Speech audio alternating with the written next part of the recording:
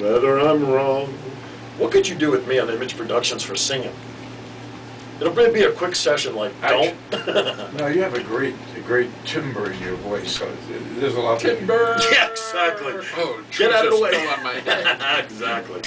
Welcome back to Tony Martini, my 50-year journey here on LVRocks.com, and I am Phillips and Cash, and King Khan is on the board. But before we go any further, we have a question from our videographer. So, Khan, could you bring up that microphone there? And, well, you can adjust it. You don't have to. Just get right up into the microphone and state your name and let Tony know your question, if you would, please. I'm Elissa, and I was just wondering what you thought of a modern-day singer, Michael Bublé. Oh, my goodness. He's my favorite. Yeah. Of all the singers that's out there today, he's been my inspiration for this, and a large part for this whole thing that I'm doing right now. I think that he is the finest voice that we have had, and David Foster is a giant in the arrangements that he put behind him, and so many other people like Celine Dion uses David Foster, Bocelli uses David Foster, the other gentleman, the young man, Josh Groban, uses David. Who doesn't use David Foster? That's of any magnitude. That's a large draw right now, but do you know that Michael Bublé is #1 in the world? Wow, I didn't know that. #1 in the world right now.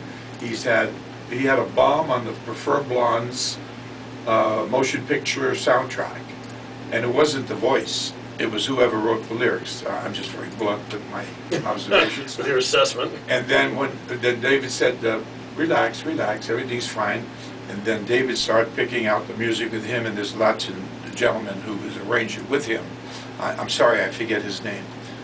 Forgive me for that. But ever since he joined up with David Foster and this gentleman, who I can't remember his name, and they do all of his A&R engineering like King Khan does over here for us. He does a magnificent job. He's a giant. He is a giant. Every one of his new, 3 of his new, or 4 even. His Valentine's Day CD did big also, and but he did 4 that I know of that went platinum. Yeah, I mean everyone. Am I right? Yeah, everyone Alyssa that I know loves them. So. Is Phil's daughter. She's a beautiful lady. She's studying the business of videography and all that stuff. And sound. Stage management. She's hooked. She's hooked. She'll be doing everything. Yeah, we figured one day while your son's performing on the stage, she'll be back there pushing all the buttons all at the same time. Exactly. They'll be doing the same show. It's a perfect combination. Excellent. As long as I have 5th row center, I'm happy to be there. Right next to the kitchen for you. And she's a beautiful lady. My goodness. I just met her for the first time tonight, but I know the family. Lovely. And mother's listening, so be kind. Hi, Eileen. How are you? All right, you better give a shout out to my other daughter, Stacy. Stacy, hi. Yeah, we got to have equal time. So. This show is for the family. There you go. All right. All right, set up our other song here before I want to make sure we get the song in. So yeah, this is an important piece for me. It's called "Let Me Try Again."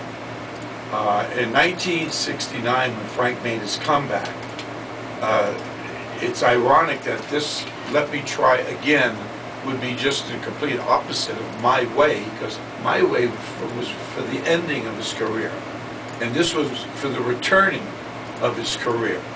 I want you to listen to the lyric and the strings behind it. Here's Don Costas. Let Me Try Again by Tony Martini. You're listening to it here first on the Tony Martini, my 50-year journey on LVRocks.com. Enjoy.